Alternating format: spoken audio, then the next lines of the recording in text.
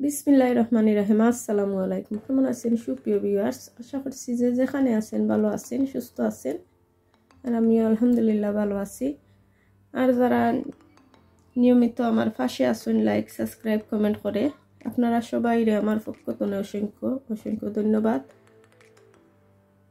তো আজকে ভিউয়ার্স আমার রান্নার আইটেম হইছে, আমি রান্না করে নিব। প্রথমে আমি পাস্তা বানিয়ে নিব কিমা দিয়ে। আর এখানে পাস্তা বানানোর জন্য সবকিছু কেটে রেখে দিছি। আর গরুর মাংস দিয়ে আলু দিয়ে রান্না করব। আর গার্ডেনের লাউ দিয়ে, যত আইসর কাতলা মাছ দিয়ে রান্না করব। আর গার্ডেনের লাউ পাতা দিয়ে শুটকি দিয়ে রান্না করব। তো এইটুকুই ভিউয়ার্স আমার আজকের রান্নার আইটেম।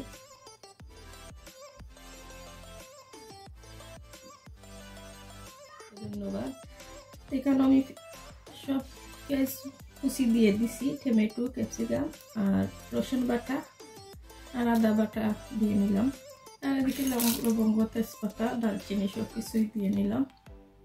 স্বাদ মতন লবণ আর পরিমাণ মতন তেলটা দিয়ে নিলাম। আর কিছু লঙ্কায় আমি মাছের খাড়িটাও বসাইয়ে দিলাম।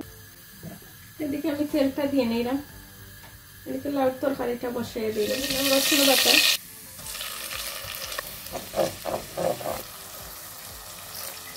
রসুন আর পেঁয়াজটা ব্রাউন কালার করে ভেজে দিয়ে নিলাম গুঁড়া মশলা।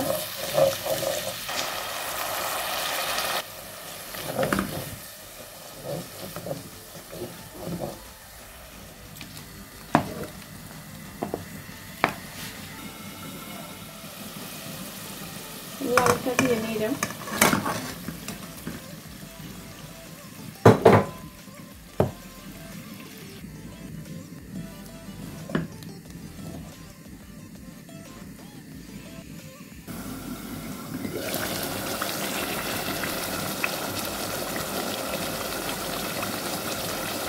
এদিকে মাছটা দিয়ে নিলাম।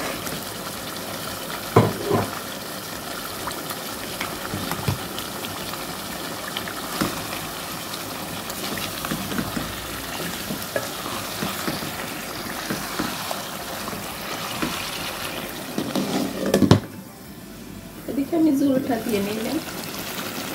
এখন একটু পাতলা করে শিরা করে রান্না করব।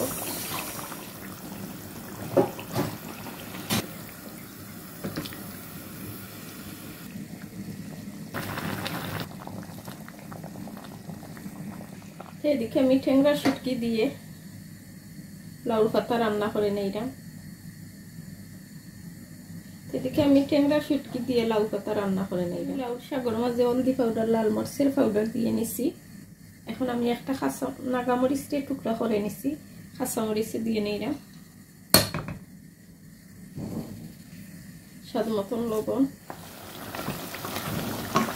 এখন গুঁড়া মশলাটা দিয়ে নিলাম। গরুর মাংসের কারি।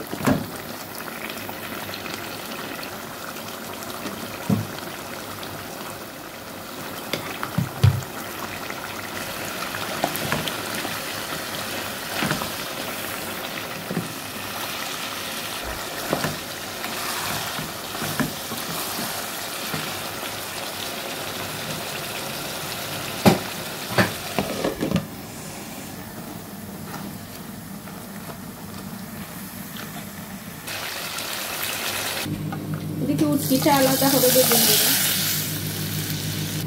এখন দিয়ে নিলাম সাগর মাছে। এভাবে রান্না করলে আমার কাছে অনেক ভালো লাগে। আপনারা ট্রাই করতে পারেন, আমি যেভাবে রান্না করছি। একটা ফ্লেভার ভালো হয়। ক্যাপসিকামটা দিয়ে নিলাম, যেহেতু আমার কাছে ভালো লাগে।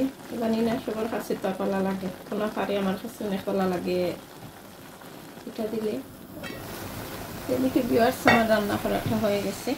তো এদিকে ভিউয়ার্স আমার রান্নাটা কমপ্লিট। তো ঠিক আছে ভিউয়ার্স, সবাই ভালো থাকবা, সুস্থ থাকবা। সবসময় দোয়া করি আপনারা ভালো থাকবা। আর আপনারাও আমাদের জন্য দোয়া করবা। আর আমার কথা যদি কোনো ভুল ত্রুটি হয়ে থাকে ক্ষমা সুন্দর দৃষ্টিতে দেখবা। আল্লাহ হাফেজ। আসসালামু আলাইকুম।